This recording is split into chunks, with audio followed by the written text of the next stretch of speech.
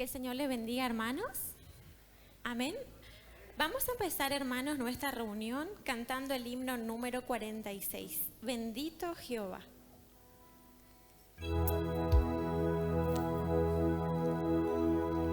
Bendito Jehová.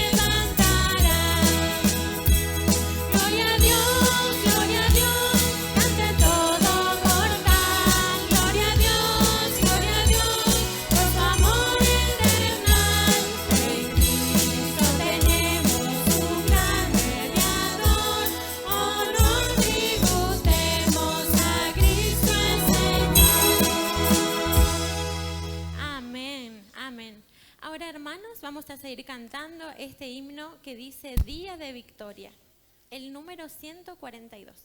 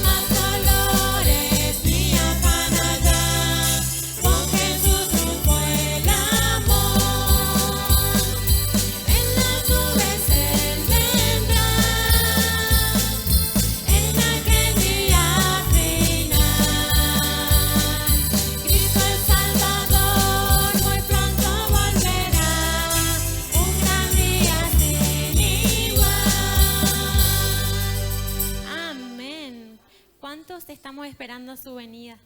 Amén. Amén. Ahora, hermanos, les invito, vamos a estar cantando algunos coros. Este coro dice, este es el Cristo que yo predico.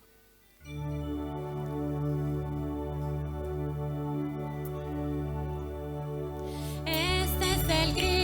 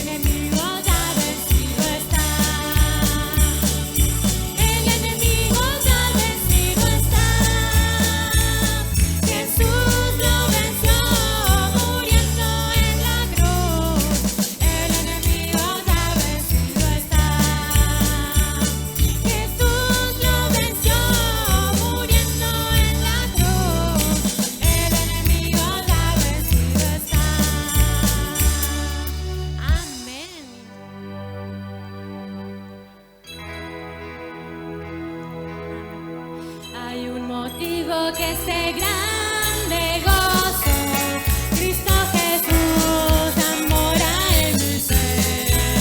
Y es por eso que yo le adoro, siempre feliz con Él seré. Si estoy alegre, me aumenta el gozo.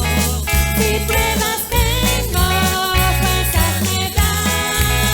Si estoy enfermo, Cristo me sana. Llena mi alma de seguridad. Hay un motivo que ese grande gozo, Cristo Jesús mora en mi ser. Y es por eso que yo le adoro, siempre feliz con Él seré. Si estoy alegre, me aumenta el gozo. Si pruebas tengo, fuerzas me da. Si estoy enfermo, Cristo me sana. Llena mi alma de seguridad. Amén, gloria a nuestro Señor.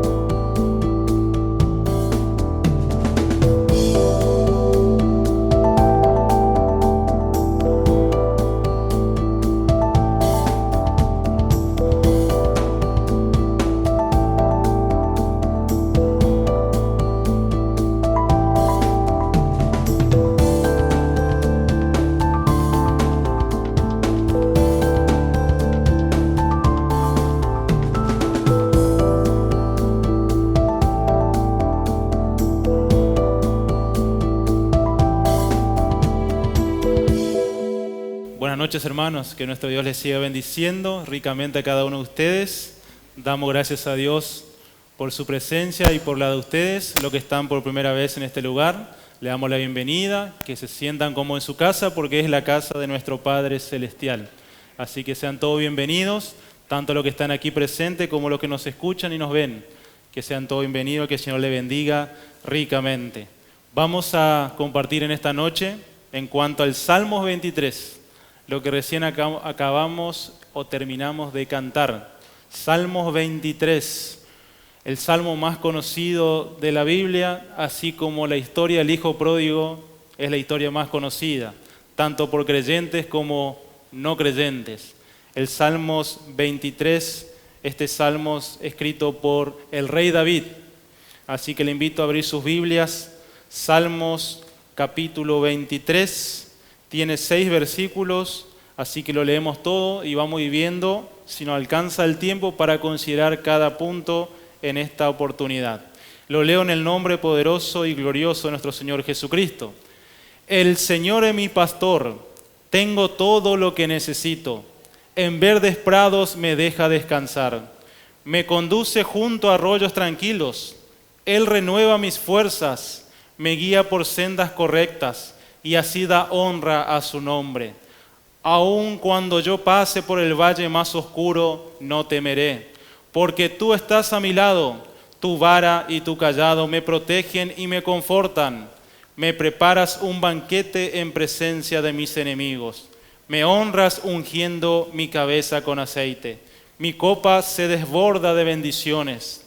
Ciertamente tu bondad y tu amor inagotable me seguirán todos los días de mi vida, y en la casa del Señor viviré por siempre. Amén, gloria a Dios. Esta versión que leí es la Nueva Traducción Viviente. En la versión Reina Valera 1960 dice: Jehová es mi pastor, nada me faltará. En la versión original, como sabrán, hermanos, en hebreo, parte en arameo, se escribió el Antiguo Testamento. Y el Nuevo Testamento se escribió en griego. En el hebreo solamente existen 2 palabras para la primera parte de este Salmos. En la versión nuestra dice: Jehová es mi pastor, nada me faltará. Pero en el original solamente dice Jehová Roí o Yahweh Roí. Solamente utilizan dos palabras para dar el nombre de Dios y luego para describir una característica de Él hacia nuestras vidas. Primero, aquí en nuestra versión dice, Jehová es mi pastor. Jehová, ese es el nombre de nuestro Señor, de nuestro Dios. Es el nombre Jehová o Yahvé o Yahweh. Ese es el nombre de nuestro Dios, que significa lo siguiente. Significa el que es y el que existe por sí mismo. Eso significa la palabra Jehová. Cuando el Señor Jehová le apareció a Moisés, le preguntó a Moisés, voy a ir al pueblo, pero ¿en nombre de quién voy a ir? Y él le dijo, yo soy. Ese es el nombre raíz de nuestro Señor, Jehová. También en la versión que acabo de leer dice, el Señor es mi pastor. La palabra Señor significa soberano. La palabra Señor es Adonai. Habrá escuchado este nombre Adonai. Eso significa soberano, que Él no le rinde cuentas a nadie. Lo que Él hace, lo hace por sí mismo, sin depender de nadie. Él es el soberano. Esta es la palabra que utilizó Isaías en su versión o en su visión. Isaías capítulo 6 dice, vi al Señor o vi a Adonai sentado sobre un trono majestuoso y glorioso. También Juan dice que vio a Dios, a Jesucristo, dice que vio sentado en el trono y sus faldas cubrían todo el templo. Aquí encontramos a dos personas o dos personajes que son los fundamentales del Salmos 23. El primero es el Señor, Jehová, Adonai, y ya vamos a ver a quién se refiere, a qué parte o a qué persona de la deidad se refiere la palabra Señor. Luego dice, es mi pastor. David está diciendo, Él no solamente es el pastor, sino que es mi pastor. Por eso acabo de decir que esta palabra en hebreo es roí. La palabra R-O, es pastor en hebreo. Pero el i, el artículo i, es posesivo, es mi pastor. Está diciendo, es algo mío. El Señor es mi pastor. No solamente es de ustedes, sino es mío. Él es el que me guía, el que me conforta, el que me da descanso, el que me protege, el que me alimenta. Él es mi pastor. Y sabemos muy bien que David conocía lo que es ser un pastor. Él era pastor así como Abraham, así como Jacob. Él era pastor así como Isaac. Son todos pastores que encontramos en la Biblia y David conocía muy bien. Por eso él escribe como una experiencia propia. Él sabía lo que es estar protegiendo a las ovejas de los leones, de los osos. Sabemos muy bien en 1 Samuel, nos describe esto, que David dice que protegía como un pastor, protegía a su rebaño. Dice que lo guardaba de los osos, de los leones y de todos aquellos animales que querían lastimar a sus ovejas. Entonces David, por experiencia propia, él sabía lo que es un pastor. Y aquí describe al Señor Jesucristo como el pastor. Fíjense en Juan 10:11, Jesús dice, yo soy el buen pastor. Comienza diciendo yo soy, el artículo que determina que es deidad. Yo soy, el nombre de Dios. Luego dice el buen pastor. El buen pastor su vida da por las ovejas. Luego en capítulo 10, versículo 14 dice, yo soy el buen pastor y conozco a mis ovejas y las mías me conocen. Y en 1 de Pedro 5:4 dice, y cuando aparezca el príncipe de los pastores, vosotros recibiréis la corona incorruptible de gloria. Estos versículos nos enseñan que aquí el Señor o el pastor de David y de nuestras vidas es Jesucristo. En el último versículo que cité, 1 de Pedro 5, vemos que Pedro le habla a los ancianos. Vosotros ancianos, dice, recuerden que los ancianos eran los que estaban a cargo de una grey, de una congregación. Vosotros ancianos, cuando apacienten la grey del Señor, háganlo por amor, háganlo de una manera que estén representando a Jesucristo. Y ahí viene este versículo. Y cuando aparezca el príncipe de los pastores, ¿quién es ese? Jesucristo. Cuando Él venga, Él te va a recompensar y vas a recibir una corona incorruptible de gloria. ¿Por qué van a recibir esto? Por amor a las almas, por amor al rebaño que le ha encargado nuestro Señor Jesucristo. Siempre decimos lo mismo y vuelvo a repetir. La grey, como dice allí en Pedro, es del Señor. A cada pastor el Señor Jesucristo le dio una parte de su rebaño. Toda la iglesia, todo aquel que aceptó a Jesucristo es parte de un solo cuerpo. Y es decir, todos nosotros somos la misma iglesia, más allá de cualquier denominación, pentecostal, metodista, presbiteriano, como usted quiere llamar, todos somos la iglesia del Señor. Pero el Señor dice que ha dado a cada pastor una parte de su rebaño para que lo cuiden. En la versión que encontramos en Pedro dice, apacienten mis ovejas. Apacentar es alimentar, es cuidar, es también curar cuando se lastiman. Es bastante complejo la palabra apacentar. Es eso lo que hacen los pastores espiritualmente hablando. Cuando necesitamos alimento nos alimentan, cuando necesitamos aliento nos alientan, cuando venimos lastimados nos curan y todo eso lo hacen a través de la palabra de nuestro Señor. Vamos a ver ahora que la palabra es el alimento, la palabra es el renuevo que necesitamos, la palabra es ese aceite también que nos cura y que nos sana nuestras heridas. Aquí dice Jehová o el Señor es mi pastor. Algo muy importante, según los hermanos que estudian el lenguaje hebreo, dice que no existen los tiempos verbales, no existe el pasado, el presente y el futuro, sino lo que existen son los modos verbales, perfecto e imperfecto. Y los hermanos, profesores o maestros presentes sabrán a qué me refiero, son los modos verbales y no los tiempos verbales. Es por eso que aquí dice, por ejemplo, Jehová es mi pastor, nada me faltará, dice la Reina Valera. Pero tenemos que leerlo de esta manera. Jehová es mi pastor, nada me falta, no nada me faltará. Ya nada me falta, porque en Él tengo todo lo que necesito. Por eso en la versión que leí yo dice, tengo todo lo que necesito.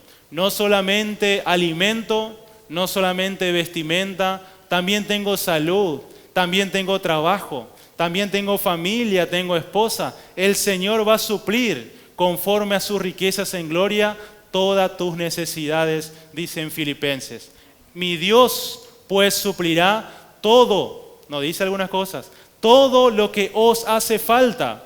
Eso ya es algo hermoso para el creyente, es una esperanza grandiosa que tenemos. Esperanza significa seguridad absoluta. Tenemos la seguridad absoluta que Él va a suplir todo lo que nos hace falta y refuerza, el apóstol Pablo dice, conforme a sus riquezas en gloria. Entonces no necesitamos nada, sino que Él ya tiene todo lo que necesitamos para nuestras vidas. Entonces, hermanos, tenemos que pedir al Señor. Él es el único que va a suplir tu necesidad y mi necesidad. Aquí las ovejas simboliza al creyente. El pastor es Jesucristo. Las ovejas somos nosotros, los hijos de Dios. Por eso dice que Él da su vida por sus ovejas.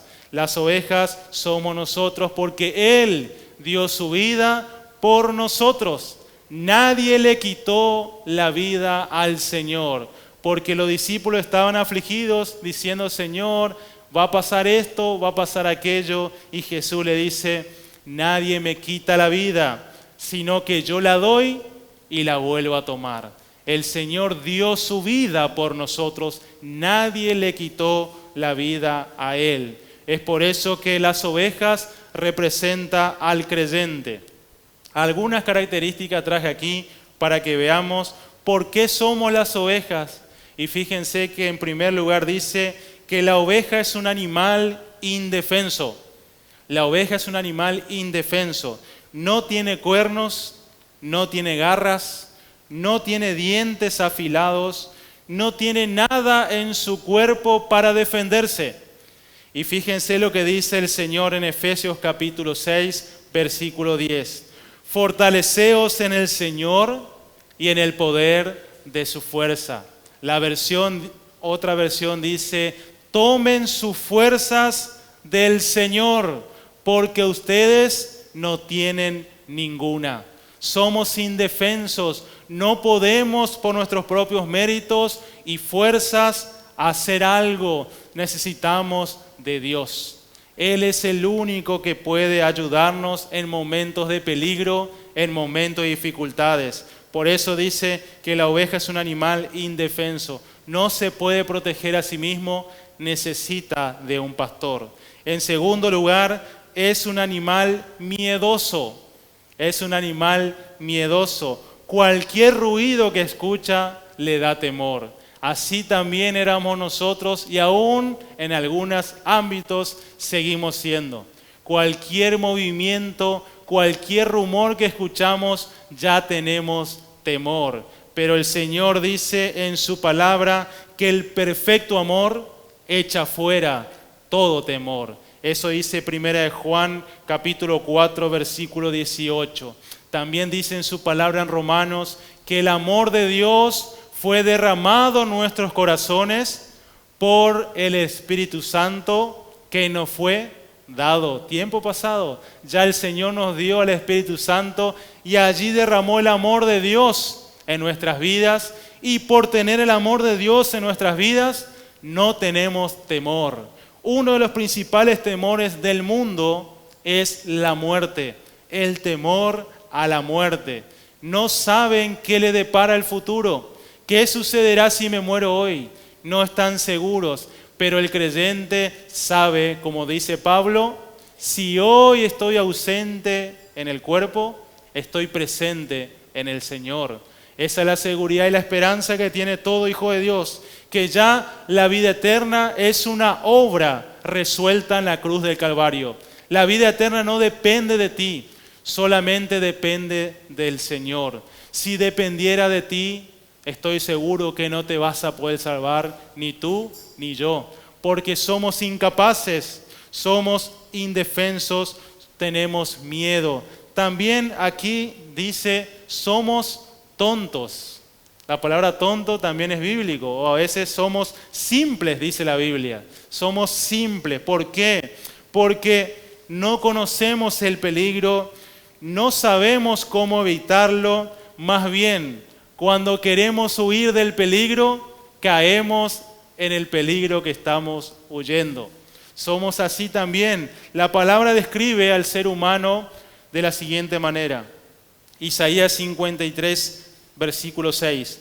Todos nosotros, todos los seres humanos, nos descarriamos como ovejas. Cada cual se apartó por su camino. Así andamos en otro tiempo. Éramos descarriados, no teníamos un camino que seguir. Cada uno andamos como bien nos parecía. Y como dice Jueces, a lo bueno llamamos malo y a lo malo llamamos bueno. No había en nuestro corazón la intención de seguir a Dios. No había en nuestro corazón la intención de obedecer a Dios o hacer su voluntad. Así también es la oveja. La oveja necesita de un pastor que le guíe. La oveja escucha un ruido, sale espantada y va corriendo sin un rumbo conocido. Y a veces cae en pantanos, cae en pozos, cae en las presas de los lobos, de los osos o los leones. Así también éramos nosotros. Y en cuarto lugar, la oveja necesita un pastor. Esta afirmación es la prueba de los 3 puntos anteriores. Necesitamos un pastor porque somos indefensos, porque tenemos miedo y porque también somos simples o somos a veces tontos, permítame la palabra, que nos descarriamos y cada uno sigue el camino que bien le parece.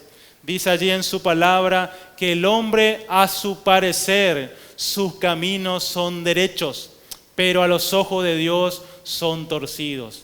Es por eso que necesitamos de un pastor que nos guíe, de un pastor que nos muestre la senda de justicia por la cual tenemos que conducirnos. El versículo 2 dice: en verdes prados me deja descansar, o en lugares de delicados pastos me hará descansar. La oveja también necesita un lugar para descansar y para alimentarse.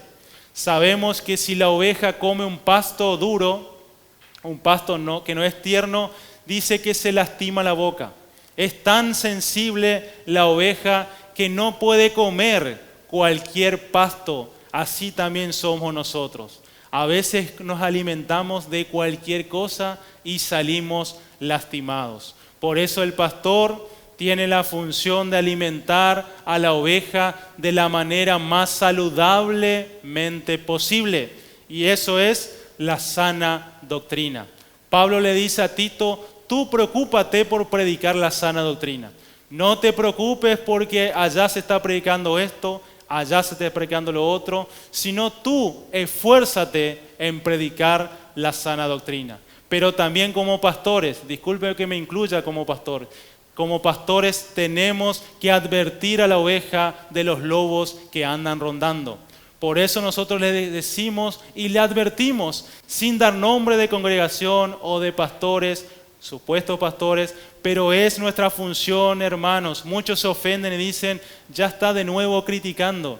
No estamos criticando, estamos advirtiendo al pueblo de Dios que este alimento no es el saludable, que esta forma no es la recomendable. Es por eso que el Señor nos dice que nos va a poner un lugar establecido para que descansemos. La palabra descanso no solamente es un día, también vamos a ver ahora que es una persona. Fíjense que dice: en lugares de delicados pastos me hará descansar. Junto a aguas de reposo me pastoreará. La palabra reposo también lo encontramos en Primera de Crónicas, versículo 9 del capítulo 22. Primera de Crónicas 22, versículo 9.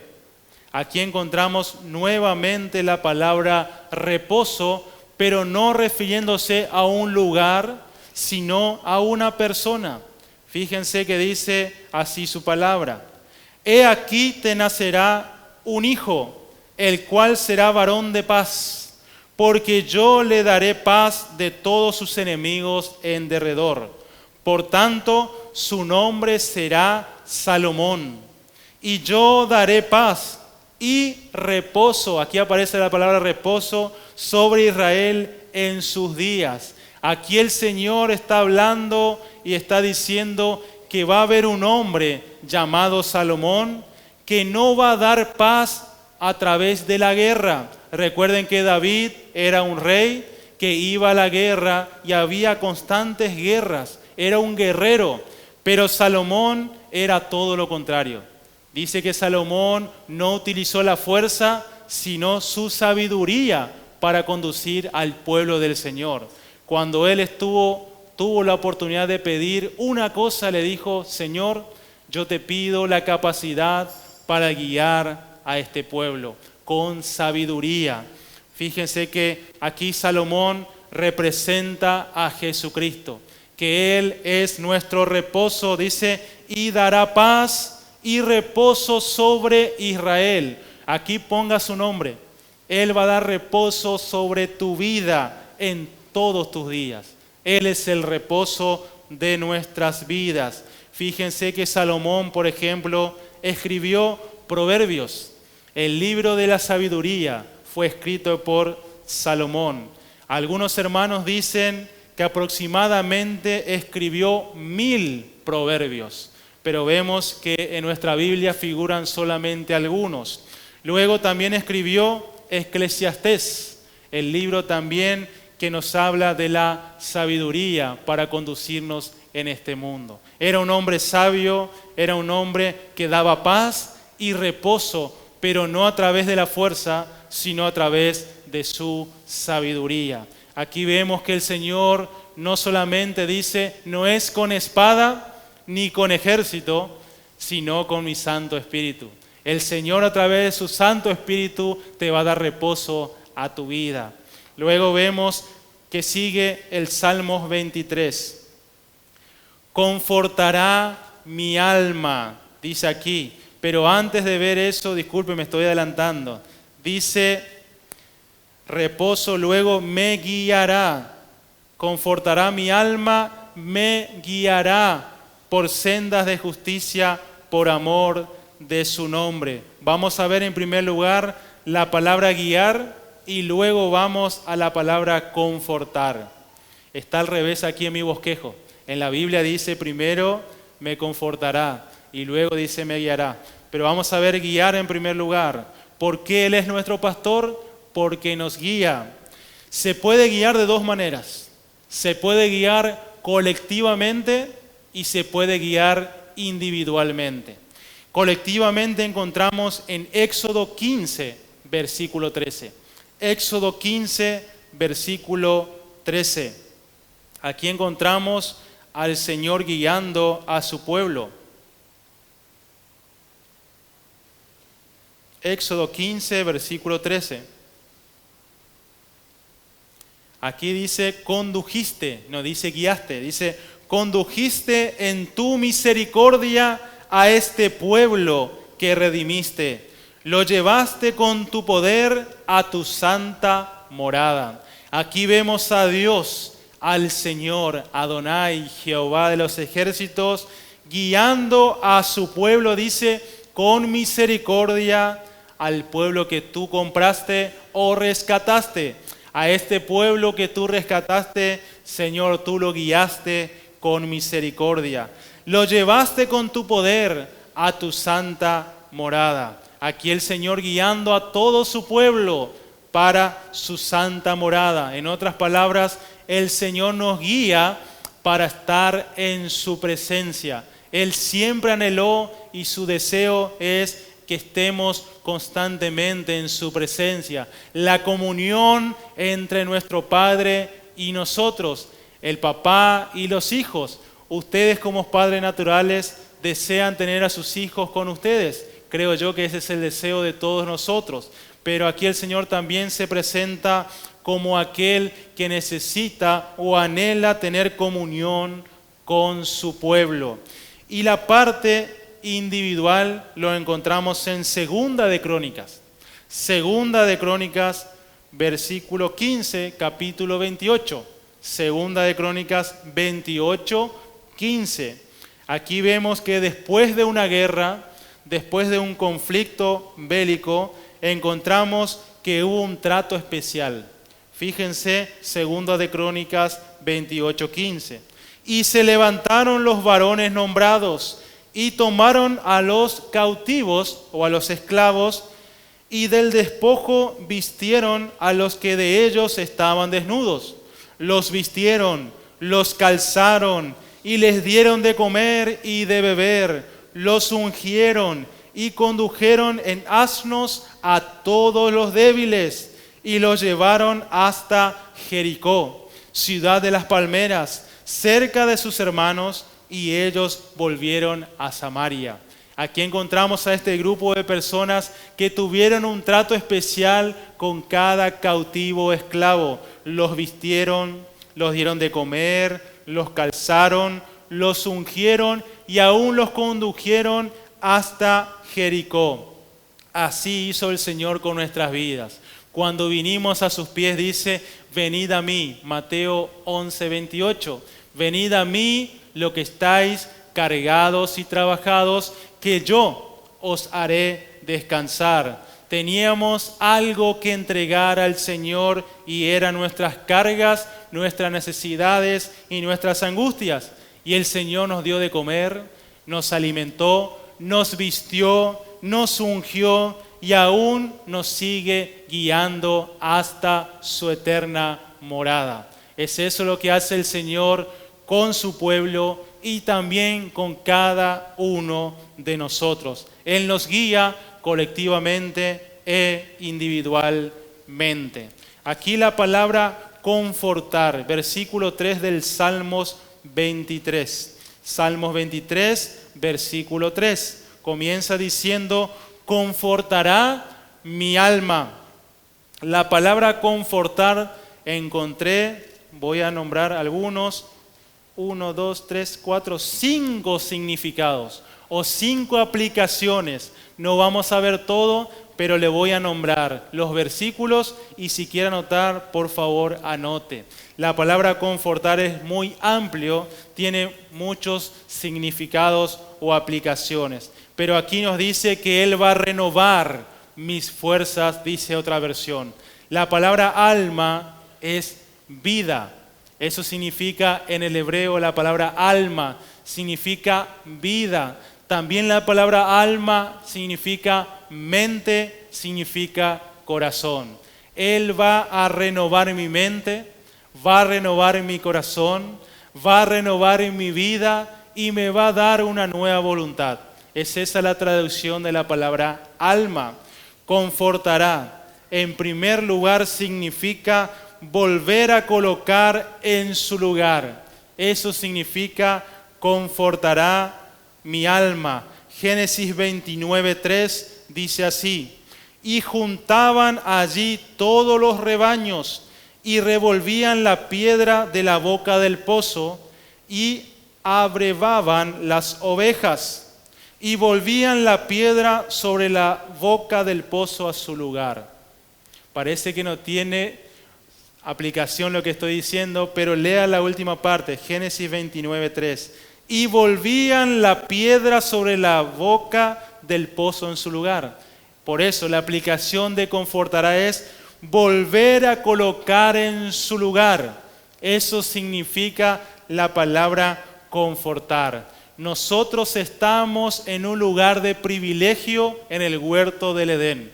Éramos o somos imagen de Dios, hechos a imagen y semejanza de Dios. Disfrutamos del huerto, estamos en comunión con el Padre, pero el pecado nos sacó de ese lugar. Cristo vino a darte y a volverte a poner en ese lugar de privilegio.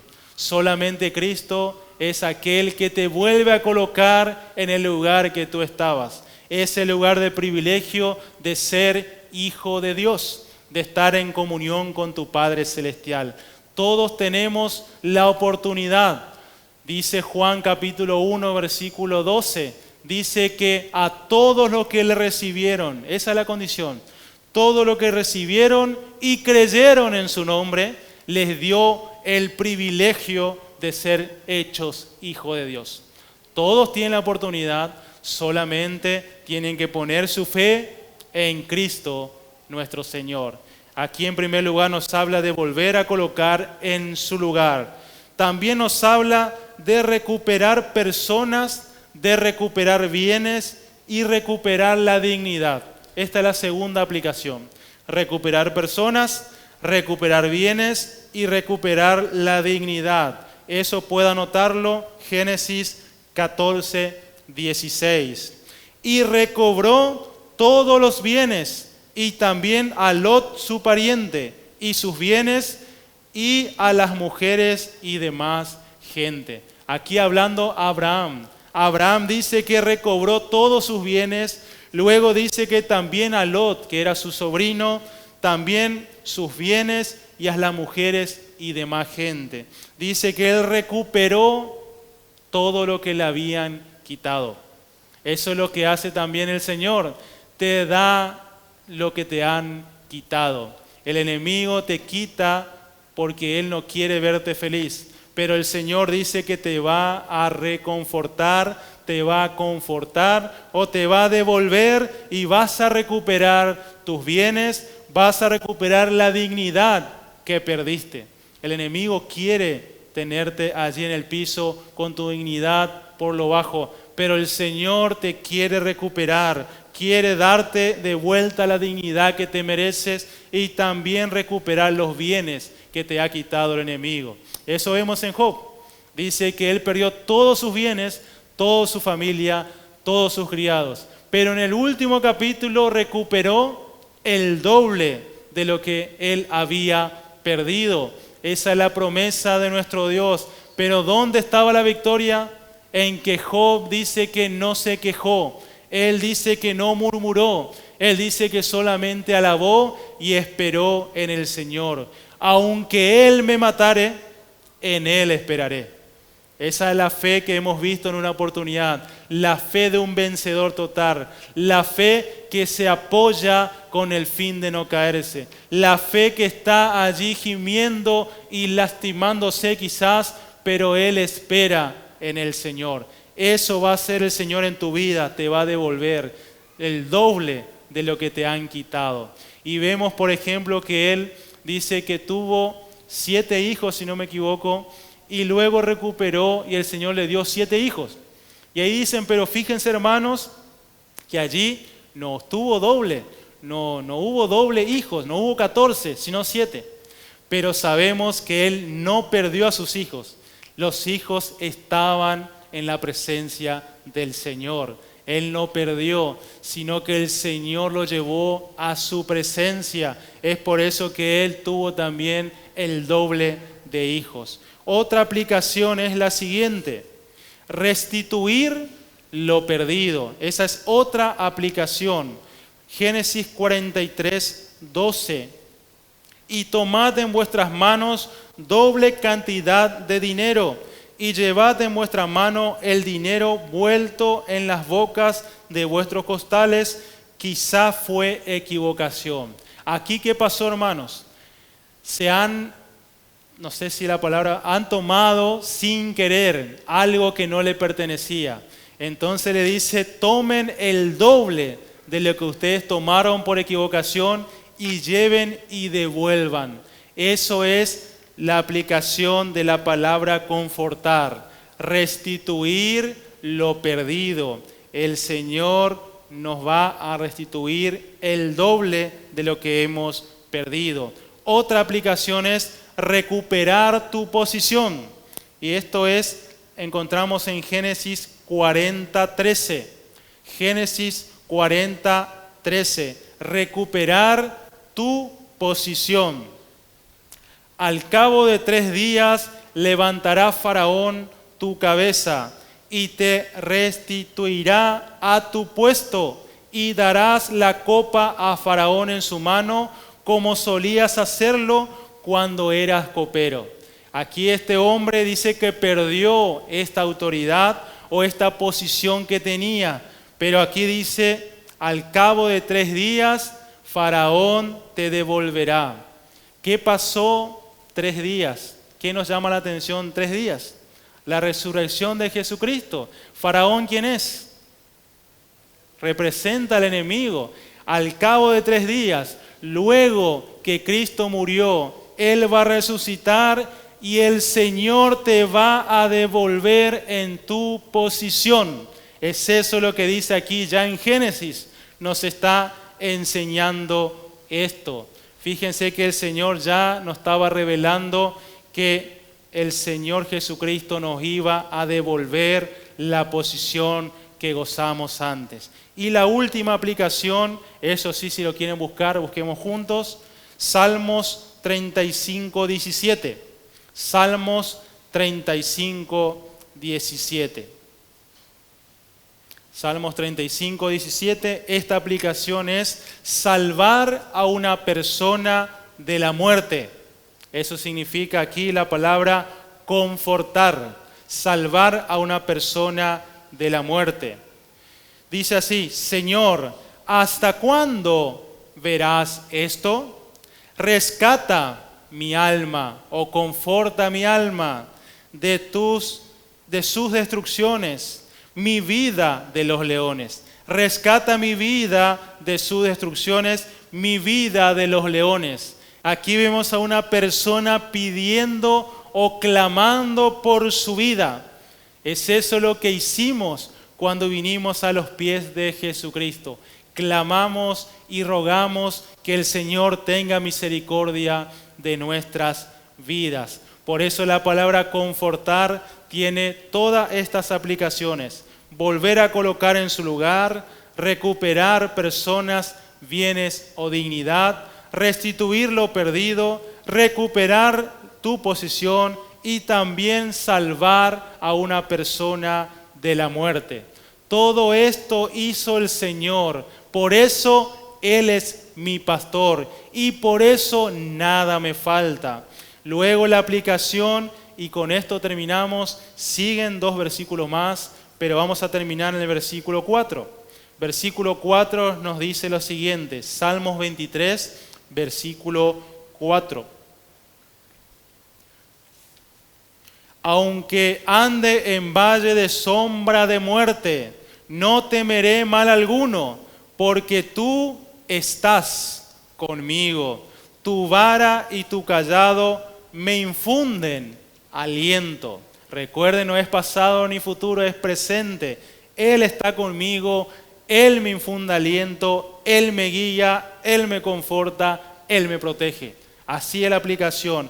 Aquí no es algo figurado o poético que dice David. Aunque ande en valle de sombra y de muerte. No es una figura literaria. Lo que está haciendo David está trayendo aquí al Salmo 23 un lugar que existió y aún creo que existe allí en Israel. Voy a leer textualmente. El valle de sombra y de muerte se encuentra entre Jericó y el mar Muerto. Tiene 7 kilómetros y medio de largo.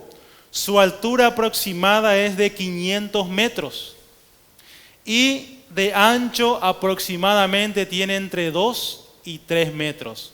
7 kilómetros y medio de largo, 500 metros de alto por 2 a 3 metros de ancho. Eso es el valle de sombra y de muerte. David está diciendo, ustedes que conocen este valle sabrán por qué les traigo a memoria esto. Ese valle se llama de sombra y de muerte porque en ese lugar se ponían los ladrones. Era un lugar oscuro. La montaña, como vimos, tenía 500 metros, donde el sol no daba su resplandor. Había oscuridad y en esa oscuridad se ponían los ladrones y asaltaban a los pastores, asaltaban a la gente que iba en ese lugar y mataban a las personas para sacar sus propiedades. Por eso David lo llama valle de sombra de muerte.